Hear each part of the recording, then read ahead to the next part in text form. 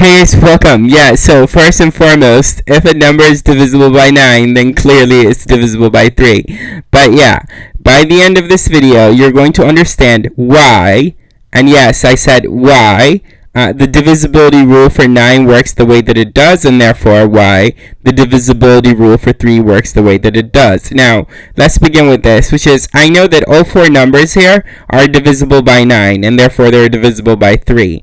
But the big question is, how do I know? Okay, well, I know because the rule is that if the sum of the digits of a number is divisible by 9, then the number is divisible by 9.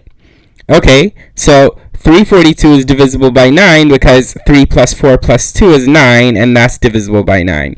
And 121,212 is divisible by 9 because, well, the sum of the digits is 9, and that's divisible by 9. Easy to see on 333. And this last number has sum of digits equal to 45, and 45 is divisible by 9. So this last number, just like the others, is divisible by 9 and subsequently by 3. Yeah? Okay. The bigger question is, why does this work? Which is, why is it sufficient knowing that the sum of the digits is divisible by 9 for us to say that the number is divisible by 9? Well, here's why. Consider some number called n, and let's call its digits a sub n minus 1, and on and on to a sub 2, a sub 1, a sub 0. So a sub 0 is the digit of n that's in the ones place, a sub 1 is the digit that's in the tens place, a sub 2 is in the hundreds place, and so on. So noting that, then we can write n like this. Yeah, n can be written like this, and that's pretty straightforward, right? Okay. Alright, but then if it suited us to write n in this following way, we can. And all I've done is I've taken all the powers of 10 and I've subtracted 1 from them, but I've made up for that by adding 1, and therefore I've kept them the same as before. So 10 to the power n here, I subtracted 1 from, but I added 1 to it. So I kept it same as before. And likewise, because I said I did the same with all the powers of 10. You see where we're going with this? And next, we can use the distributive property everywhere where there's a parenthesis, right? So here, and everywhere else where there's a parenthesis, we can use the distributive property to see that n is the same as this. Now, to elaborate, all I did is I took here, and this part, I took a sub n and distributed it to what's inside the parenthesis over this plus sign. So we have a sub n times 10 to the power n minus 1, that's this, plus, and that's that plus sign, a sub n times 1, which is just a sub n.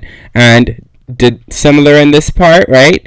Use the distributive property here, and yada yada. And it's easier to see perhaps in this part, where clearly we see that we have a sub 2 times 100 minus 1, that's 99, plus a sub 2 times 1, which is just a sub 2.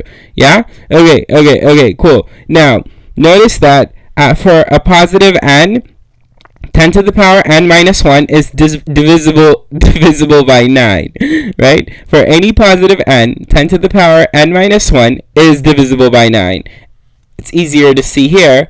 10 squared minus 1, which is 99, is divisible by 9, clearly. And 10 to the first minus 1, which is 9, is divisible by 9. But same is true with this guy. 10 to the power n minus 1 is divisible by 9. Yeah? How convenient then? Because we can do this, which is we can take all the terms displayed in this last step, and we can conveniently group them like this. First, we group together all the guys that are multiplying these numbers that are divisible by 9, right? And so, like, this here is divisible by 9 because this here, 10 to the power n minus 1, is divisible by 9. And if this is divisible by 9, then anything times it is divisible by 9. And same thing here, right? And same thing here, and same thing here. And the other group contains the sum of the digits of the number n. Yeah? Cool. And therefore the entire sum, which is n, is divisible by 9. And therefore divisible by 3. And therefore I'm done. Take care.